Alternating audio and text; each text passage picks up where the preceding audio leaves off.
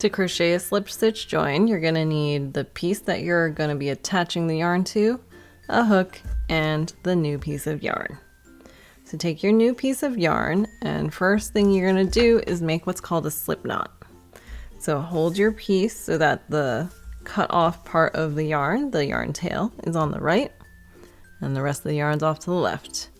Then pick up the yarn tail, loop the yarn over itself once so it's intersecting, then pick up the right edge of the loop and then just flip this over like the page of a book so that inside that little loop is now the rest of this piece of yarn. Pick up the middle piece of yarn and then hold on to the yarn tail and just pull it until a knot is formed. Don't worry about the size of this loop.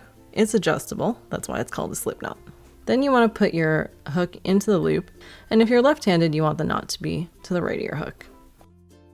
Then you want to pull on the working yarn until this knot is almost at the hook. You want to make sure that the loop that is remaining is just big enough so that the tip of your hook can easily make it through.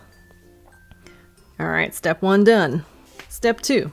Pick up the piece that you want to attach this yarn to and follow the instructions for where it wants you to do the slip stitch join. On a closed piece, something like a ball, likely the instruction is going to say something like between rounds X and Y. So let's just say we want to put it in between rounds 4 and 5.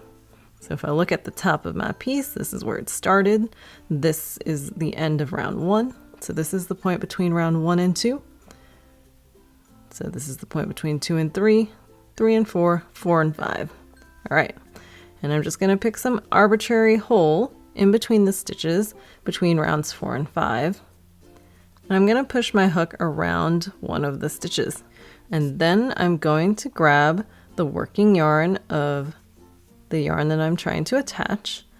And I'm just gonna pull on that yarn so that I can bring it back through the spot I just put my hook under, as well as the loop that's on my hook. And that is the slip stitch join.